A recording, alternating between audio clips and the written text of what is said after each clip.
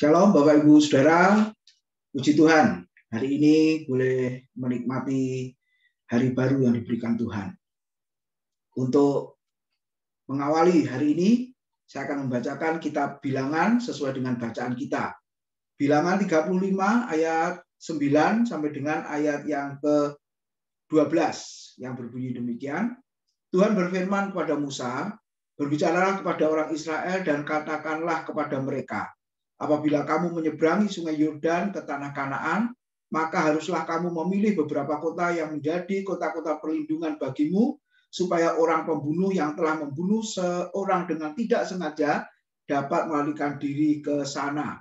Kota-kota itu akan menjadi tempat perlindungan bagimu terhadap penuntut balas, supaya pembunuh jangan mati sebelum ia dihadapkan kepada rapat umat untuk diadili. Dan kota-kota yang kamu tentukan itu haruslah 6 buah kota perlindungan bagimu. Amin. Saudara, kota perlindungan. Apakah kota perlindungan itu?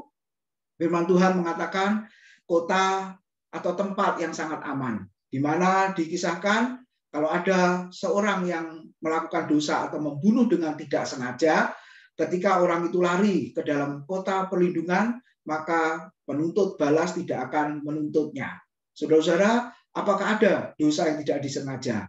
Kitab Taurat menjelaskan kepada kita ketika seseorang memotong pohon dengan kapak, maka mata kapak melukai orang dan akhirnya meninggal, itu dikatakan membunuh dengan tidak sengaja. Artinya adalah ketika melakukan kesalahan, melakukan dosa, ketika dia lari ke tempat perlindungan, maka dia akan mendapatkan keamanan. Saudara-saudara, apakah kota perlindungan itu? Ada satu ayat di dalam Mazmur, Bapak Ibu Saudara. Kita boleh melihat Mazmur 144 ayat 1 dan 2.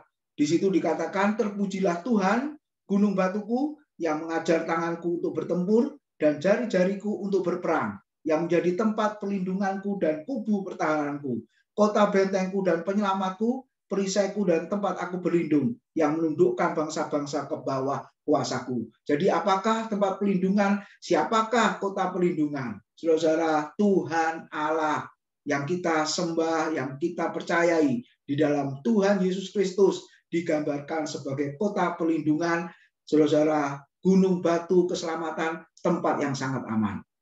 Saudara-saudara, biarlah hari ini kita menyerahkan hidup kita ke kota perlindungan. Hari ini menyerahkan hidup kita kepada Tuhan. Sebab kita tahu ketika saudara-saudara berdosa, datang kepada Tuhan, minta ampun, dan Dia mengampuni segala dosa kita. Sehingga hidup kita mengalami ketenangan, tidak dihantui dengan ketakutan karena dosa dan kesalahan, karena kita berada di tempat yang aman, yaitu di dalam Tuhan Yesus Kristus. Selamat pagi, selamat berkarya, Tuhan memberkati kita semua.